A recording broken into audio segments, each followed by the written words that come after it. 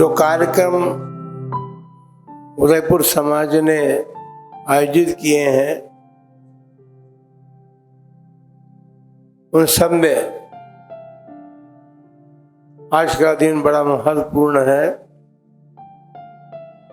हमारी स्थिति भी वैसी है जैसे अंतिम वक्ता ने अपनी बात कही थी।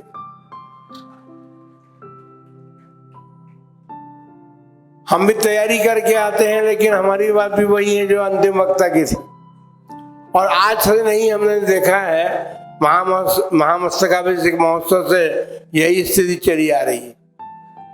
जबकि हम जब प्रवचन करते थे तो 1 घंटे से कम नहीं लगता था। कोई बात नहीं, हमें तो इतना ही कहना है कि आज के विषयों को लेकर के जो वक्ताओं ने अपने मंतव्य प्रकट किए हैं, हमें ऐसा लगता है कि जैन समाज अधूरी तो नहीं है, अधूरी कहा भी नहीं जा सकता, किंतु फिर भी उसमें ये इतना अधूरापन तो अवश्य है। संसार में, विश्व में क्या हो रहा है उसकी बात तो छोड़ दें हम, लेकिन अभी जैन समाज के प्रबुद्ध जन, धनिक जन, उद्योग चलाने वाले व्यक्ति अपने समाज की स्थिति को जानने का प्रयत्न नहीं करते। क्या हमारे समाज में ऐसे भी व्यक्ति हैं जिनके जीवन में जीवन चलाने के लिए भी मादा नहीं है, उनके जीवन में इतना साधन नहीं है। अभी महाराज श्री ने कहा था कि मंदिर आप जरूर जाएं। हम समझते हैं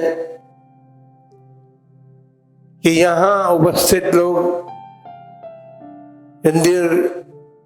मंदिर इस उद्देश्य से जाना प्रारंभ करें। भगवान के दर्शन तो आप सभी प्रतिदिन करते हैं, हम ये नहीं कहते कि आप नहीं करते, लेकिन इस उद्देश्य को लेकर के मंदिर अवश्य जाएं कि हम अपने साधर्मी भाइयों से उनकी कुशलता पूछ सके। वहां जो मिले उससे बात करें, उससे बातचीत करके उसकी सारी समस्याओं को समझने का प्रयत्न करें। मंदिर हो या आपका क्या बोलते उपासरे वगैरह जो भी हैं समाज के, क्योंकि जैन समाज है अपन, और जिन भी विचारों को मानने वाले हैं, लेकिन अपने अपने विचारों के अनुसार अपने अपने धर्म स्थलों पर जाकर के ये जानने का प्रयत्न करें कि हमारे समाज की स्थिति क्या है, हमारे समाज में लोग कैसी स्थिति में जीवन जी रहे हैं। हमने अभी जो वक्ताओं ने सारी बातें कही, सरकार से भी हम मदद ले सकते हैं, हम वो भी कर सकते हैं, लेकिन एक सबसे बड़ी बात यह है कि हमारे जीवन में, हम समाज में बहुत से लोगों का जीवन स्तर इतना निम्न स्तर का है कि उनको संकोच, शर्म या लज्जा आती है किसी के सामने अपनी बात बताने में।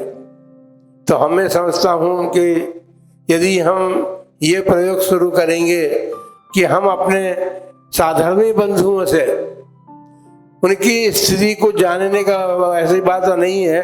हमारे महापौर, उप महापौर जो हैं सिंघवी जी, उन्होंने कहा था, ये बहुत कम ऐसा देखने में आता है कि हम अपने समाज के बीच में जाकर के, क्योंकि जैन से कैसे मिले इसमें भी संकोच होने लगा जैनों को।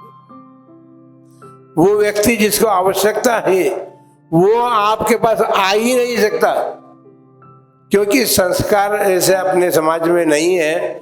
और ऐसे संस्कारों को मिटाने के लिए यही उपाय हो सकता है कि हम अपनी तरफ से पैरवी करके और ऐसे ऐसे ये बात तो सुनिश्चित है कि समाज में लोगों की स्थिति क्या है इसको प्रत्येक जैन जानता है, ऐसी कोई बात नहीं है। लेकिन बस आवश्यकता इस बात की है हम अपने राग में मस्त हैं। उद्योगपति अपने राग में मस्त है, पढ़ा लिखा व्यक्ति अपने कार्य में उसको समय नहीं है कि वो अपने धार्मिक जनों को, साधर्मी बंधुओं की स्थिति को जानने का प्रयत्न करे। और दूसरी बात यह है कि जो प्रबुद्ध जन हैं, जो शिक्षा जगत में या सरकारी जगत में सरकार के पदों पर काम करते हैं, तो सरकार ने जो कुछ भी हमें सहयोग देने का प्रयत्न किया है, घोषणाएं की हैं, उनकी जो जानकारी, जबकि वक्ताओं ने कहा कि बहुत से लोगों को जानकारी भी नहीं है, तो उसकी जानकारी भी देने का प्रयत्न करना चाहिए। और वो तभी संभव है जब हम अपने समाज में ऐसे लोगों की खोज करेंगे। थोड़ा समय तो लगेगा, ये बात तो निश्चित है। जो जहाँ जिस क्षेत्र में रहते हैं, जिस सेक्टर में रहते हैं, हम तो उदयपुर में आए इसीलिए हमने आचार्य श्री शांति सागर जी महाराज का शताब्दी महोत्सव मनाने का उदयपुर में आगाज इसीलिए किया है कि हम अपने समाज की स्थिति को जान सकें। और ये आगाज इसीलिए किया है, उदयपुर से इसलिए किया है कि उदयपुर की समाज सक्षम समाज है और इस प्रकार की बात कर सकती है। जो सहयोग, जैन सहयोग या जैन सुविधा केंद्र बनाने की बात है, उसमें भी जैन समाज उदयपुर की सक्षम है, क्योंकि यहाँ पर सभी प्रकार के लोग हैं, प्रबुद्ध जन भी हैं, राजनीतिक जन भी हैं, और सभी लोग मिलकर के शैक्षणिक जगत में भी सब लोग कार्य कर रहे हैं। तो इस प्रकार से महिला जगत में भी काम है। उद्योग के संबंध में जो कुछ बात कही गई थी, लघु उद्योगों के माध्यम से हम अपने साधारण बंधुओं के जीवन को अपने ऊपर उठा करके अपने समान लाने का प्रयत्न कर सकते हैं। हमारे समाज में विधवाएं हैं, विधवाओं का जीवन बड़ा दुर्भर होता है, वे अपने बच्चों का पालन पोषण कैसे करती हैं, इसको भी देखने की आवश्यकता है। और कुछ लोग करते हैं लेकिन सभी लोग नहीं करते।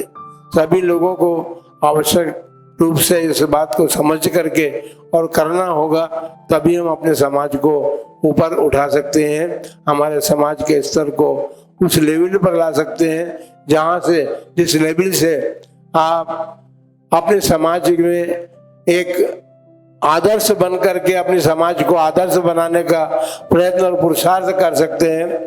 इसलिए आप सभी के लिए मंगल आशीर्वाद है, सभी वक्ताओं को भी आशीर्वाद है, जो श्रोता भी आए हैं, जो प्रबुद्ध जन यहाँ पर आकर के उपस्थित हैं, सबको यही संदेश है हमारा कि अपने समाज को उन्नत बनाने के लिए जो उपाय किए जा सकते हैं, उन उपायों को उन तक पहुंचाने का प्रयत्न करें और उनको ऊपर उठाने का प्रयत्न करें। इन्हीं मंगलमय भावनाओं के साथ आप सबके लिए मंगल आशीर्वाद।